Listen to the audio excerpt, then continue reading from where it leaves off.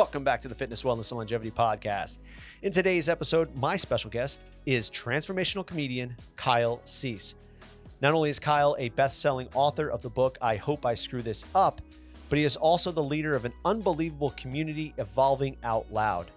I came across Kyle's work many years ago, and his work has helped transform myself and my business to what it is today.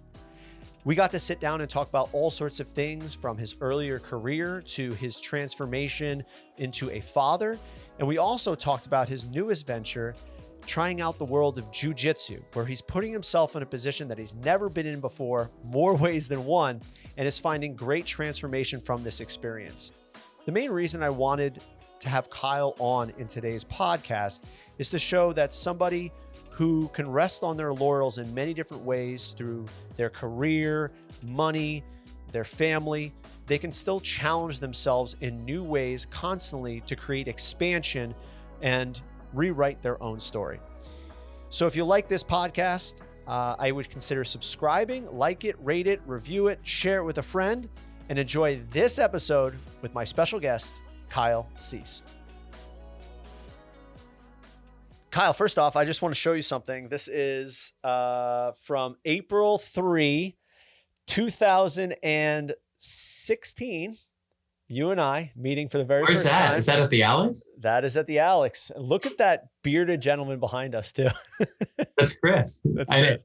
Yeah, that's hilarious. Yes. So at the time, that was when I first went out to, it was very much on a whim, not a whim, but it was a planned kind of deal. And I think this is kind of like your first, like from my perspective, when you first started becoming more and more mainstream to people, your videos went viral on Facebook, and just more awareness of Kyle Cease. Now, one of my mentors goes, I was a 30-year overnight success. Do you feel the same way, Kyle, where you're like, oh, wow, I finally start to hit traction about, 3 or 4 years ago, but there was so much work prior to that? Boy, it's hard to explain. And I would say that, I started doing stand-up as a 12-year-old. Yeah. Right. I was a stand-up comic at 12. At 18, I was a headlining comic.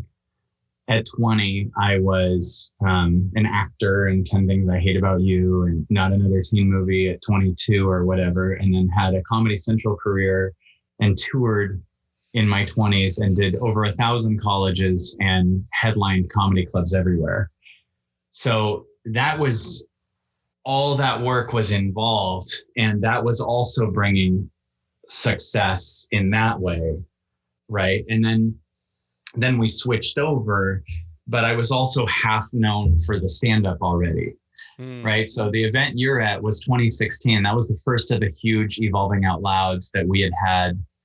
And so it's really hard to explain that, to answer that question, because there's an incorporation of the other success that I had, in that. And, I will say I started the Evolving Out Loud events in 2010. So that's 6 years later that we're in a huge theater. Yeah. And then, but the weird thing is, the way life moves is not, to me, not only based on linear time, like how long it takes. Like in stand-up comedy, there were people that lived at open mics, right? They were in the open mic world, and they would do stand-up at the open mics, and that's great. But then they would also be in the open mic, so they'd be around other comics that also believe it's not that easy. When I started doing stand-up, I was around headliners, So imagine taking karate or a martial art only from a bunch of people who are also just starting, versus how much better you get if you're around people who are masters, right? Yeah, for sure. And you could be like, it takes 40 years to get good at it if you're only being taught by people who it's their first week doing.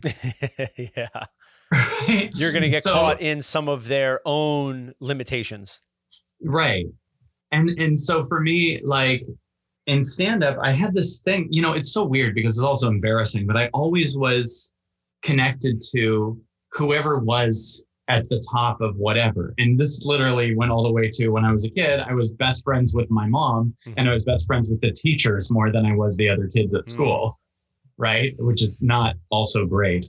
But like I was more close to the teachers and respected them more and liked their intelligence more than the kids. And I kind of missed out on being a kid because of that. I mean, I was doing stand-up at 12 and I was wearing a suit and I was, friends with other comedians more than I was, with people that were my age. So there was a me that developed skills really quickly, but also missed out on the age that I was. And then when I moved to LA, I was suddenly friends with headlining comics, like really big comics.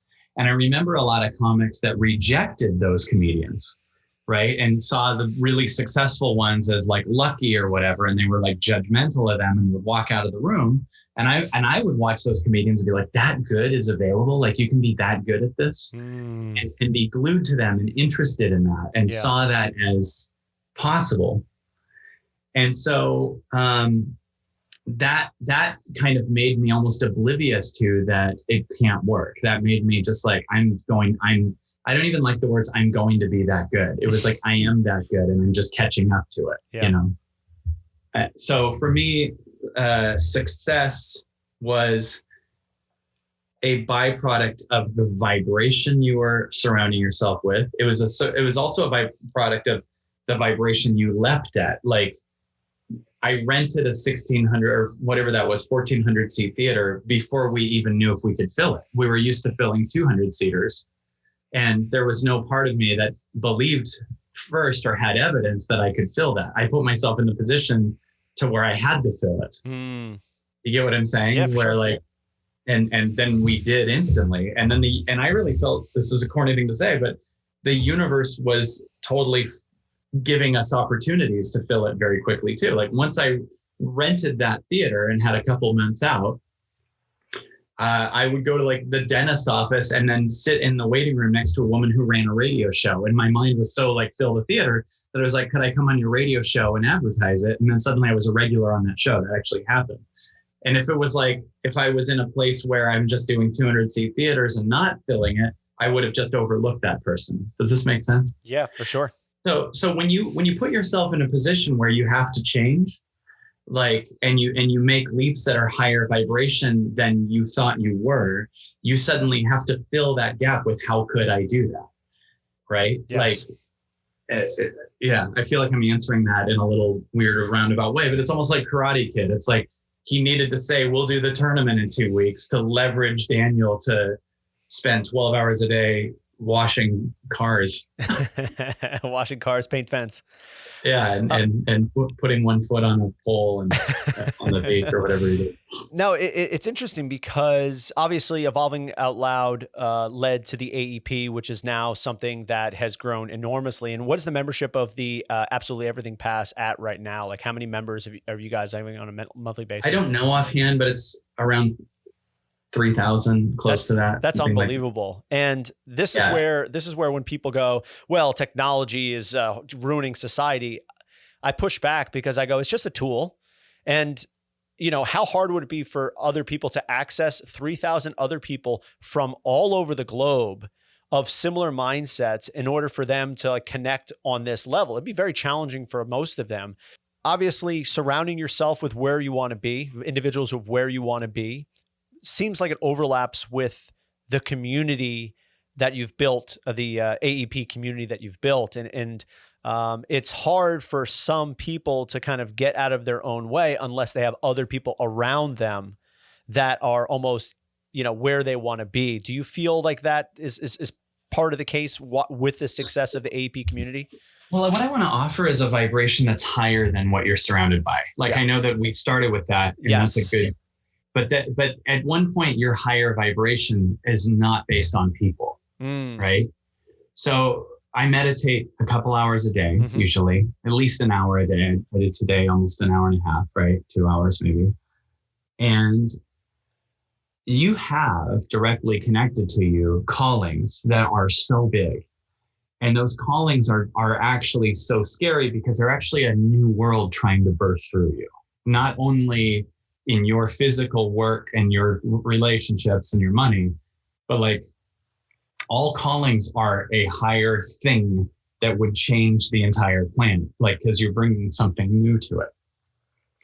And if you're more connected to people, then you're going to do things at the level of what people do.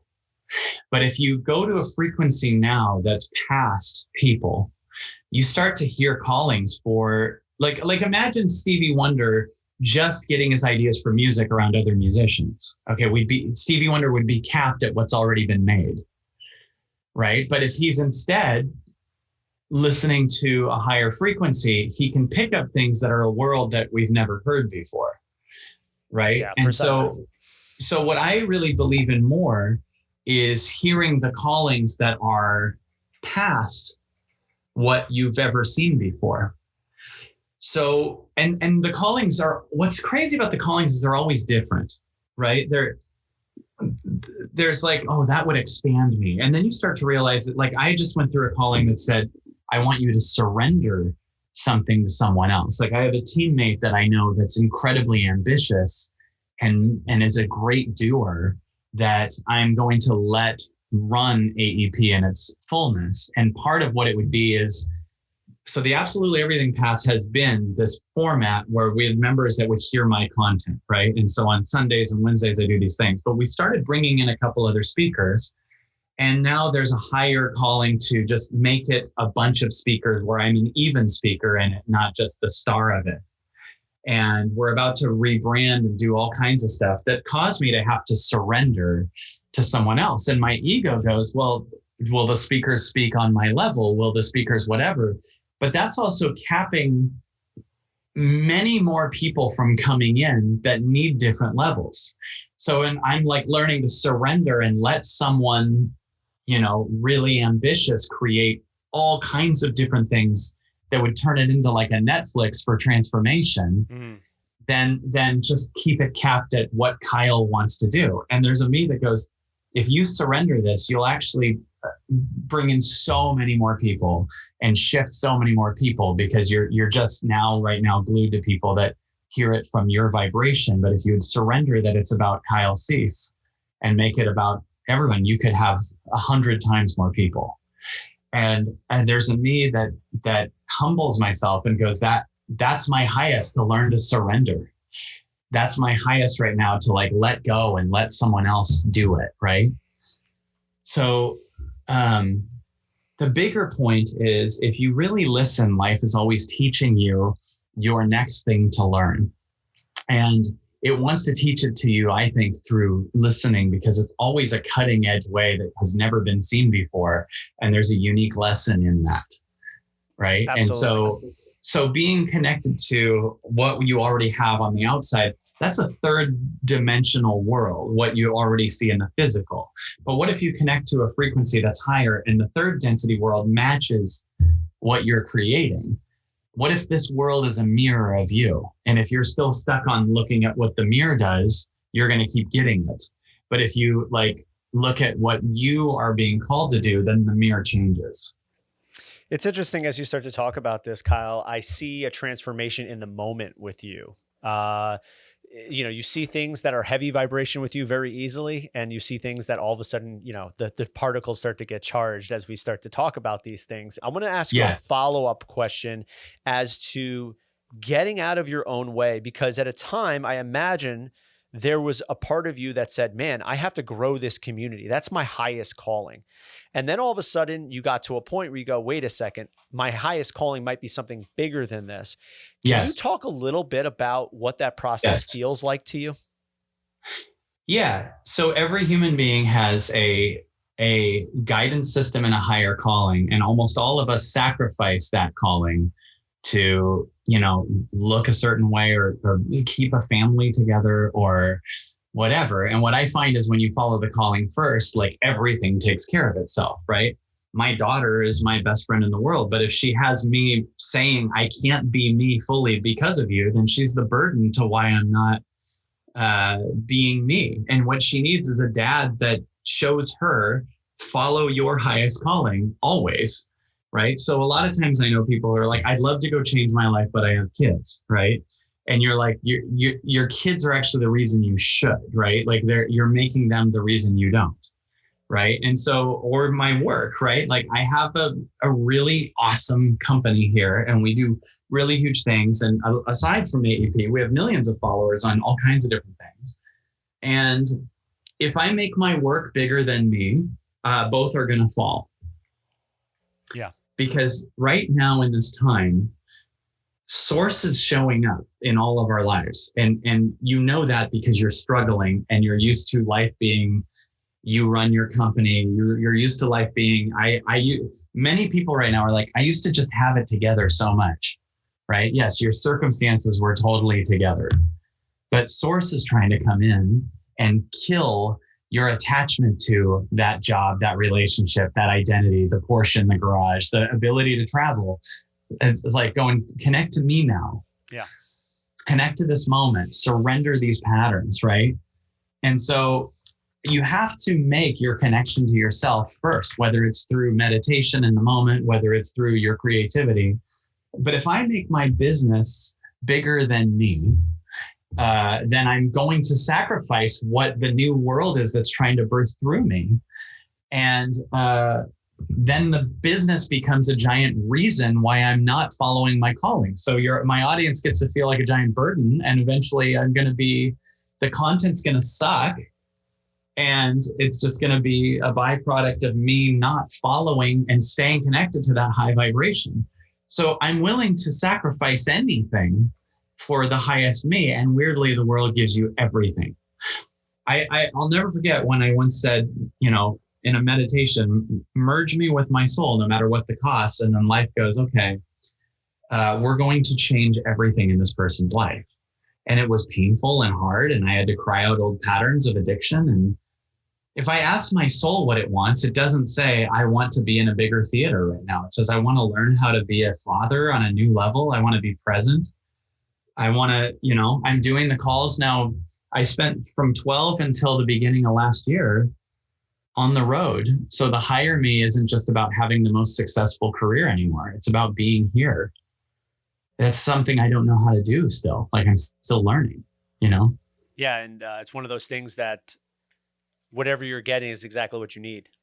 Yes. And there's people that look at it and go, Kyle's just at home now. He's not making the same type of videos and he's not online as much, or I'm sorry, he's not on the road. It's like, yeah, to you, that's success. To me, it's, am I connected to myself? Yeah. Especially for somebody who's been on the road for 30 years. Yeah. I learned how to be a comedian before I learned how to be a person. And if I ask myself what my highest is, it goes, I don't give a shit about success at all. I give a shit about, like, as far as fame or whatever, I don't care. Like I've had it so many times that I know it's nothing. Like, dude, the world of there's so many people that are like, if only I was famous or rich or whatever. And then I remember I got to get this movie, 10 Things I Hate About You. And then I get it. And then you're just like, what if they pull my part out? And then you get, okay, now I have this movie out. I got to get another movie. I get not another teen movie. 9 months. So what if they pull my part out? Okay, I got it. I got to get the next thing. There's less happiness when you get what you want. Right. And instead life's going, I have something for you that's higher than everything you want, but you got to follow me. And then you get these kind of open-ended goals that you don't even know what you're heading towards, but you're really moving based on feeling and faith, not based on what you should do according to society as the highest thing. There's no actual joy that really is lasting in getting what your ego wanted. You just get it and then you go, what's next? The person that you've always wanted to date. Dude, I got to date my dream girl and she's amazing and I love her to death. We were together 3 months, right? And then you're like, oh, like it's nothing about her. It's just the thing you think is the thing isn't the thing. Yeah. Right. Exactly. Like it's not, it's once you get that thing, you get to go, okay, I get to stop having that belief that that's the answer. That's what you get when you get the thing. When I finally get $1 million, then I will be, no, you just get the belief that you'll be happy when you have $1 million absolved because you're still not happy when you have it. Does that make sense? Of course. Yeah. Yeah. Do you think that's a necessary part of everybody's journey? Is to go through that struggle and feel the the suffering and potential for some of them, the triumph of getting that thing? It's hard to explain. I mean, it's necessary in that if you are stuck with the belief that when something happens, you'll be happy, we got to end that by giving it to you so that you can see you're still not happy. Yeah. And that's right? like you've talked about before, it's almost the reason why people sabotage, because if they actually got it, then the whole game would be over. Right. This whole facade would be gone if you actually got it, because then you get it and you go, oh shit, this wasn't exactly what I thought it was going to be. Well, and people, right. People sabotage because when they were kids, this is what I believe, when people were kids, when you're a kid, you maybe had parents that had whatever patterns, and your job was suddenly to fix something for them or keep things from falling apart. And you feel trauma, your job is to stop it from happening again. So then we live our whole life trying to avoid that trauma. And then when everything's fine, your I avoid that trauma part dies. Do you get what I'm saying? So yeah, absolutely. So it's scared to die, so it needs to have a problem to overcome. Yeah. And so it creates problems to overcome it, right? So when everything's fine in your relationship, it's like, we got to work on something. No, you don't. You're fine. You don't need to do anything. And it's like, I got to have something wrong. So we pick friends that we don't align with so that we can overcome that, or we date someone that doesn't align so we can fix them versus just finding someone who aligns, right? But our fixer that we've created in ourselves wouldn't have a job. So it literally creates sabotage all day. It eats shitty food. Yep. It like, finds the wrong friends. So as you're saying that, Kyle, I start to think about where you are in your journey now, and you brought it up earlier. And if you're wondering what that sound is, that is Elliot over in his pack and play over here. So I'm playing podcast host and also dad. But your evolution now into the duality of like almost feminine and masculine energies, and you're diving into the deep end with Jiu Jitsu now. Can you tell me a little bit about that process and deciding to make that leap? Well, this will be really interesting, I think, for people. And that's that I think that when I was a kid, I think that I was closer to my mom, and I love my dad, but I also think there was a part of me that rejected him and didn't quite feel safe with him in certain ways, and rejected masculine energy. And I think discovered softness as a protection from masculine energy. Like, I'm really, really good at being present. I'm good at being there for emotions. I'm good at feeling. And it dawned on me a couple of weeks ago that I think I'm present for those things out of a rejection of masculine energy also. Oh, wow.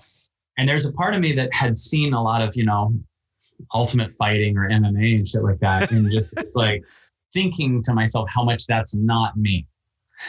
And then I noticed maybe that's a part of me that actually does exist that I've been pushing down. And I realized that a lot of us create a false feminine over our masculine, or vice versa, right? Tony Robbins was doing this session with a woman who was very rigid and tough. And he said, tell me about your father. And she said, my dad had rules. And he said, what would happen when you broke those rules? She said, he would beat me. And he said, how did you respond to that? And she said, I became tough. And he said, so you became a man to survive. And he said, what would have happened if you cried and screamed? And she said, well, I know my sister did. And he stopped. And Tony's like, that's right. And so what we learned in this is she became a false masculine as a response to the trauma of her dad beating her. And I think that I became a false feminine and rejected my masculinity. Like, I don't know how to bond with guys nearly as well as I do with women. And quite a bit of our product and what we offer is our audience is more women than men, right? And so I had this day where I was like, I feel horrified, but I want to go learn combative shit. And and there's a me that has no idea how to do that. And so I've been to only 3 jujitsus, but like, I noticed this part of me and I'm going right after this call. Yeah. But there's a part of me that's like, doesn't go into the offense at all as far as like combat, right? Like, like already just in the 3 classes, they'll be like, okay, so put all your weight on this guy. And I'm like, will that hurt him? Will he be mad at me? Will he want to fight me later for it? Like, and he'll be under me. Like, no, get on me. Like, put my head in a headlock. Like, I want you to do this thing, twist it really weird. And I'm like, we'll end up fighting and I will be a 5-year-old getting yelled at by a 50-year-old. Like, that's the belief in the body. You get what I'm saying? Like, and I think that my equivalent to this is the same as my childhood. And it's not. But the body's added so much more fear to physical pain and associates that it'll be that when it's just a passing ow, big deal, right? Like, but it associates it to much higher trauma. And so for me, my new highest calling is to do something that a lot of me does not want to do. But it's going, that's why you got to do it. Like, it's going before you even decide on it. My goal with myself is to get 100 classes in before I decide if I'm going to continue it. I'm not screaming I'm going to be a black belt or something, but I'd like to go through 100 classes and see if I'm like a different human being from it. But I've already had 3 and I feel major revelation coming in. And so a lot of us, I find, could get in touch with more of what our core is, because I've often rejected masculine energy and I am one, and I'm like, fuck, I've been rejecting me. I don't know the core essence of me. And I want to learn it, So that's what I'm going through. I love that, because I think that there are a lot of men these days who are struggling to determine their identity because of the external factors that are going on in society. It's pressuring every man to look at themselves deep and long. And the Mad Men image of the last 60 years is in turmoil. And there's some men who are holding on to it for dear life and are completely counter to this movement. And then there's some who like over assimilate because that's what they do to adapt and survive. And I think you would agree with this, that there's another calling that says like, okay, regardless of the circumstances, what is this calling me to do right now? And it's amazing to see someone put themselves in a really vulnerable spot, especially where they're the face of an enormous community like yourself, putting themselves in a very vulnerable position of like, I suck at this. This is something that's not comfortable to me, and I'm still doing it. I think that speaks volumes. One of my favorite parts of it is being in a place where I am not like, you're right. Like, I have this ability I have 30 years of, I've been a speaker. I've been a comic. I have all these things I can go to, just like anyone can go to. Well, I'm a master at being a parent, or I'm a master at, bringing in tons of money. I'm my Porsche in the garage. For me, I want to go to a place that connects me to something much deeper than my external success. And it causes me, like, I have to be in total surrender in these classes. Like the first, dude, they're in there. There's no like, hey, here's a beginner class. Like, you're in there with black belts, and I don't know anything. And literally I'm hearing from Joey, my friend who's a black belt in there. He's like, the beginning is just being thrown around. Like, you're just, and it is, I'm just literally in headlocks and like flipping over, and I don't know how to do anything. And it's almost embarrassing, and it's scary, and it's humbling. And I need that. It's like, oh, the patterns of what I truly am are arising. Like, shit's coming up already, and emotions are coming up, and the belief that I would never be able to do this is coming up. But it causes massive humility, like massive, like just waiting. When is this done? When is this class done? But there's a me that's, instead of it just being at the level of when is this class done, there's a me that notices the pattern, wants to just go to its world where it already is number one, wants to go to that and just be the speaker again. And it's like, no. How many jokes are you cracking during the class? Oh my God, so many. Such a protective mechanism, dude, right? I mean, the amount of times I've been like, this is where I like they'll be like, I want everyone's attention. And I'll look at the guy next to me like, this is where I get my black belt. Like I'm going to get it now at 3 classes. Right? Like, like it's the amount of, or when you give someone 5 before you start, whenever you're about to fight, you give it 5. I'll be like, was that you tapping out? I'm assuming you're tapping out. The best part is going to be the fact that you're going to do this so often that you're not going to be able to use the same jokes anymore. Be like, Kyle, can you just stop doing that? I know. Well, and also, I also notice a teeny bit those jokes are a protection mechanism. Oh, for sure. Yeah.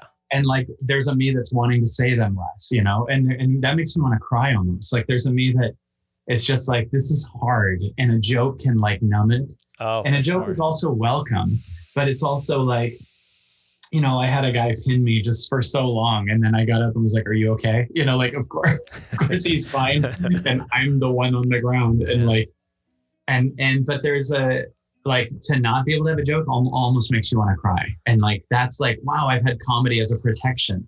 Yeah. I mastered comedy as a protection, or to get love, or to whatever. And this is really hard.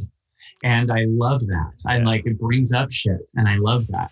Yeah, it's almost like the most challenging things that we come in front of are the ones that we aren't good at, right? Like, I imagine if I said, okay, Kyle, there's a gig, it's for charity. This can be in front of 10,000 people in a stadium. You want to do a 15-minute set? You'd be like, yeah, no problem. I haven't done it in a long time, but I know I can do it.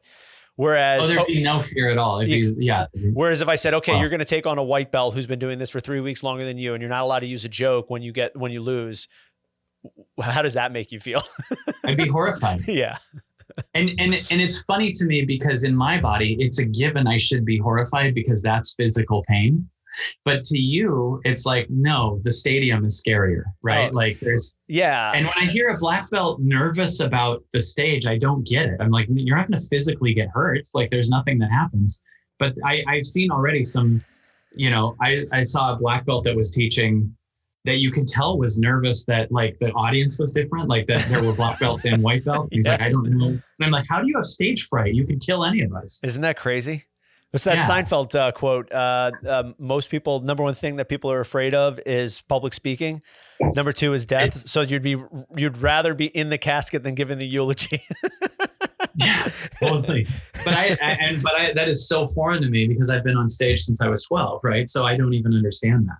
Does that help at all? I mean, like, listen, we're definitely on the same wavelength in terms of there's something in our deeper brain that stores some of these things that our conceptual brain goes, oh yeah, I get that. But there's no way that you're going to, be able to deter this elephant of emotion for me. Does that help you at all in your journey as you start to look at some of these things and be like, that's totally do to feel that way? Do you use that to your advantage? Or is this something much more deep for you where you're like, I feel it and I'm going to stay with that? Both. I think that there's a revelation in my body that has shown up in the last probably month that there is a me that's deeper. Like I basically thought that it was me and me that is scared of pain. Yeah. But there's a me that it's almost like, imagine that you're standing on ground and you go, this is my cap right here. But then the ground opens up and you realize like, that's not me. These are emotions, right? Yeah. Like these are emotions that have been wired in my body since I formed memory almost. And I don't know anything past it and I'm scared shitless, but I can see that's it. And the weird thing is I've known how to meditate and feel emotions. And it finally goes, these emotions you can't get out through meditation. Like you actually have to learn an area that you don't know. Like I need you to learn fighting and everything that you're the antithesis of so that you can heal this. Like life goes, you can't. One thing I've learned is life will not let you heal certain things with the methods that you mastered before. That's why they're still there. Oh, wow. Right. And so it goes, I need you to learn a whole different thing. And so like on the way to my first jiu-jitsu class, I was visibly shaking. Like I was scared to death because I believed that the first hit on me or the first whatever fall would be like, because I also my mom had some catastrophic thinking, like meaning like my mom, like if you have a cell phone, you're going to have testicular cancer. If you honk your horn, a gang will kill you. Microwaves. If you go to Hawaii, tsunami. I bought a convertible, I'll get decapitated. Like, so it was always the worst case scenario. I couldn't play football because I'd be paralyzed, right? Like, it's like what happened to one person in 10 years is what'll happen to me, right? Yeah. And so I picked that up. And so this is ending that too. Like I picked up the catastrophic thinking in my body that my mom had. And like by showing up and fighting 3 days in a row now and not getting paralyzed, like that's ending the belief system. But you have to like, your body doesn't change things by hearing it. It changes things by doing it. Obviously, you'll end your fear of skydiving by skydiving, right? But your fear of skydiving has power over you until you do it, if you have that. So my fear of combat is there until I fight or until I learn some things. And then I go, oh, it's not pain. There's already been a couple times where something really hurt, but it was like, so what? Like, I'm fine. It didn't paralyze me. You tap out and it hurts for a second and that's it. In any way, do you use your ability to be with the emotional pain and discomfort and use that as a point of reference as you go into this physical realm? Yes, 100%. Because almost all the pain is emotional based on a false belief, right? So when I was a kid, I was bit by a dog, like mauled by a Doberman Pinscher, right? But then the belief in the body is all dogs will do this, right? But this is a false link, right?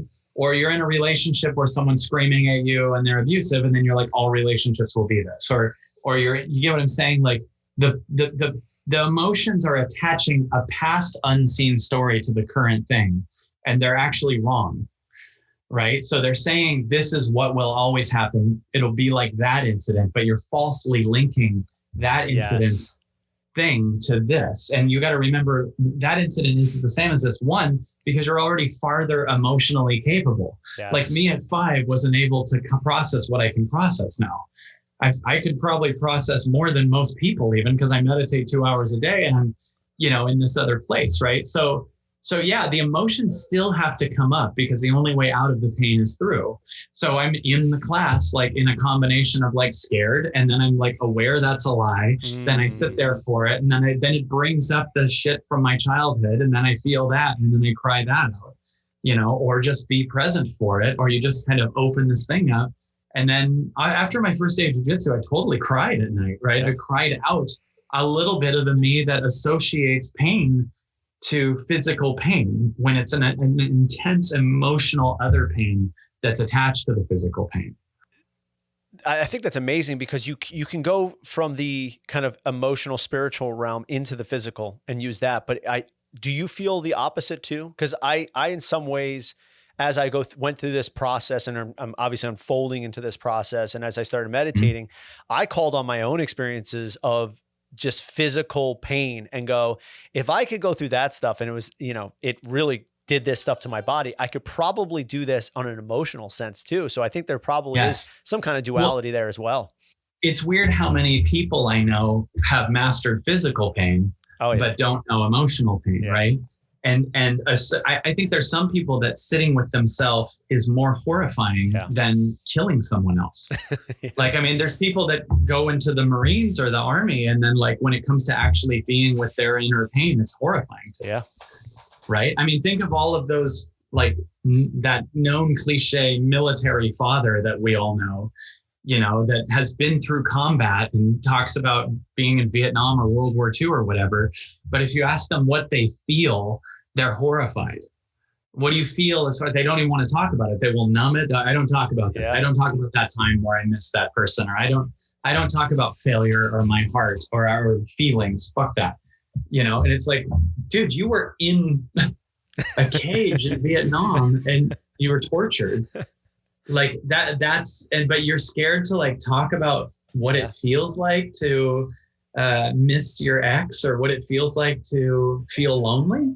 Unbelievable. Like that blows my mind. I'm like, you're fine with being physically whatever, but I have the opposite thing. So like, imagine if you took that 4-star general to like a meditation class and they had to be with their emotions, and I'm the opposite. I'm like going to the fighting area. But again, it's all about what expands you and at this given moment in the now. Before I let you go, Kyle, I'd be remiss if I didn't talk to you a little bit about what AEP is evolving into. And Fridays are going to be changing up a little bit different for you guys. I'm excited to learn a little bit more. Can you divulge a little bit more about what Fridays are going to be all about? So for everyone that is wondering what's AEP, so we have this thing called the Absolutely Everything. No, they're not allowed in the club. If you're listening to this right now, you got to go with Kyle first. You got to get the okay, and then me, and then Elliot here. who's playing with his I see. trucks. So they know. So this is an interview for AEP people? This might be actually. Okay, that's cool. Applications are sent to me. Okay, go ahead, right. Kyle. So yeah, our membership site is an incredible thing that started a few years ago, where I was just doing Wednesday night calls and we took some of our best events and had it filed in there. But as time has gone on in this last year, we've really gotten into developing it and bringing in other speakers and making it more of an interactive thing. One of the things that I felt about it that we wanted to change was the community was formed when AAP was primarily my content. And so a lot of the people were kind of a collection of Kyle Cease followers. And what I really like is people putting themselves on their own pedestal. And that's kind of where we're headed with this. So AEP is becoming much more, instead of it just being my content, being the work. Like you go to one thing and you're meditating, you go to another thing and you're doing the It's Totally Possible riffing. You go to another thing, you're doing breath work with Joey. And now we're adding a Fitness Fridays element where you can actually do a physical workout on Friday. And so we're bringing in, and a money talk on Saturday with Larry. So we're bringing in, I want the people taking it to do the changing themselves more than being a bunch of people that follow someone. I want them to do their own work and put themselves on their own pedestal, right? And be proud of themselves for the work that they're doing. That's how we change the world, not just getting excited about a speaker, but like getting you to see that you have the power, and me being excited about them even going past me if they can. Like be the greatest at yourself and take it to farther than you. So so we're adding a Fitness Fridays to it. We're about to change the entire format. Like there's a shitload of things we're about to do. Bringing in other speakers, bringing in a platform that is a whole new, much more user-friendly base that they can go to. There's going to be things like, logging in how many hours a year you meditate, like bringing in, I took this class, being a better community of support and being excited about our success more than that. Different ways that we operate, making it just much easier, much more. Who's that? I found a child here. Oh, that's cool. I just pull him out of the darkness over here. Yeah. Hi, bud. This is Elliot. Hi, Elliot. So do you feel then that there's no one thing or the other, that like in terms of being a highest version of yourself, you've got to take care of the physical, the mental, the emotional, all those things. And in some ways it seems like you're going through that as well. I know you've talked about your training and CrossFit in the past and in jest sometimes, but now doing jiu-jitsu as well. Like you're really walking the walk. It seems that a lot of people might resonate with this. You wouldn't think it looking at me, because I do. Don't do it, Kyle. Don't do it. Don't go into a joke. Just accept it. Okay. Well, I am walking the walk, but I also want to honor that when we're like, I'm working on the physical, and it doesn't look like it, but I am. And but you know what, Kyle, that's exactly the reason why I wanted to talk to you today, is because there are so many people just like you who are going through this undulating periods of their life.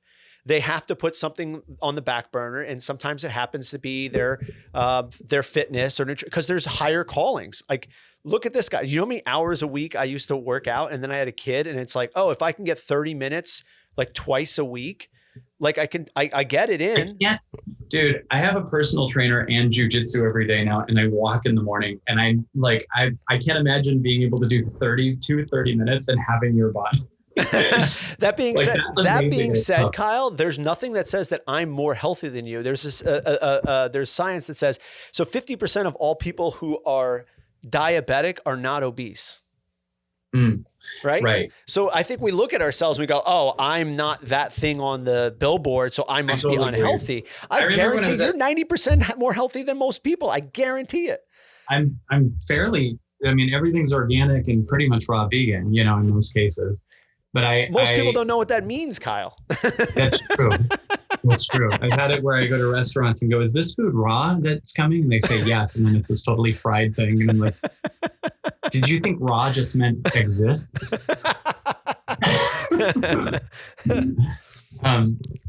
Yeah, brother.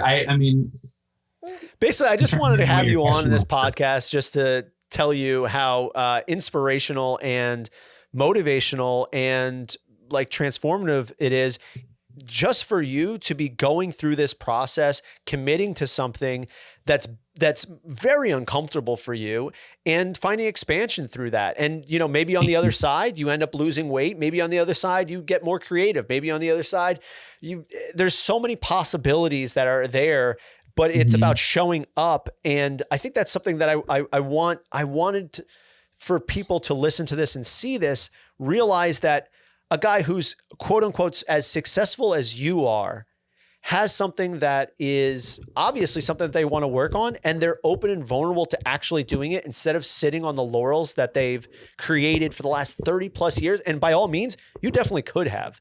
You created this amazing community. You had an amazing comedic career. You have a kid. You have all those things you could sit on, yet you're like, you know what? I'm going to work on this thing. So what say you to that, Kyle Cease? I appreciate it so much. I appreciate the kind words. I'll tell you, one of the things that I've really gotten good at is letting go of control, right? And what I'm learning in Jiu Jitsu right now is how to control something. And that's blowing my mind, because everything in my life that I'm just release it. That person doesn't align, just release it, whatever. Well, what if the person bursts into my house and I'm just sitting there like allowing it to be, no, he's just taking my daughter out. Okay, that's fine. Whatever. No, I realize that I'm a master at teaching people how to let go of control. And most people are in an egoic state of control. And my new revelation is full letting go of control can also be an egoic state. And it goes, how about we now master controlling something for a second? And that would be the thing that makes all cylinders run for the next level, right? Like develop that. That's the craziest thing for me, because my life has been the opposite of most people's lives. I was a successful comic at a young age. So I learned how to let go of control of gigs that weren't working or whatever, and be in the flow and always be in a different city every day, and just always get that flight's delayed or whatever. So there's never pain about travel going wrong or what. There's just nothing. It's just fine. You just let go of it. But I've done that so much that I actually don't know how to control something. And this is really exciting me. And so I get to learn that while most of society learns how to let go of control, because the more I let go of control, the more things just happen. But I'm actually letting go of control and learning that life is in that letting go. It goes, I need you to learn some control. I need you to control this guy if he comes in. I need you to control the person that's pinning you. I need you to, I've been scared of that. That's exciting. And I love that too, because I think that there's a lot of people that almost become egoic about, well, I just got to let this as is. And they're not willing to take control of their life. And those actions don't have to be, well, I'm going to punch the next guy I see in the face. But it's like, oh, let me control the circumstances that I can control and make peace with the things that I can't. Or when someone says everything's happening perfectly, and then their results aren't, they think that something amazing is going to happen with it. But that's not saying that when it's not amazing, it's not perfect. Everything is perfect, but don't use spirituality as or even optimism as a blindness to what is here, And I think a lot of people use optimism as an avoidance of what's here. For instance, you're in a wrong relationship and you're constantly like, they're going to get it. They'll change. We're going to be amazing. Right. Then you're actually avoiding the pain that you're in right there. Right. And that's going, actually, this person doesn't align with me. So we got to learn that too. Right. So much more to unpack, Kyle. Hopefully we can do this again sometime. Kyle, hell yeah. This was amazing. Thank you so much for taking your time. I can't wait to see your journey, man. And for those of you who are listening, the AEP pass is 100% worth it. Kyle and his work. And again, I want to use AEP and not just Kyle, because I know that it's myself, it's the community, it's everybody about it. Obviously Kyle sowed these seeds and they're growing unbelievably, but it's 100% worth it for those of you who are looking to expand yourself and, question the things that you thought were real your entire life. I think it's unbelievable. Kyle Cease, phoning in from where today, Kyle? I'm in Los Angeles. LA. Yeah. Kyle, thank you so much for your time, Love it, brother. bud. I'll talk to you soon. All right, man. I hope you have the best night or best day wherever you are. I don't know. I usually am talking to someone in another country. So have a good night is what I say in the morning now, usually. And remember, sometimes the black belts are better off because they know what they're doing. Okay, Kyle? Right. I'm going to listen to them. Yeah. All right, brother. I'll talk to you soon. All right, bud. Have a good day, man. Take care. Thanks again to Kyle for coming on and sharing his experiences and knowledge with this community. If you want to learn more about Kyle's programs, you're going to visit kylecease.com. If you like this podcast, please subscribe, rate, review, share it with a friend, and we'll see you next time with a brand new episode of the Fitness, Wellness, and Longevity Podcast.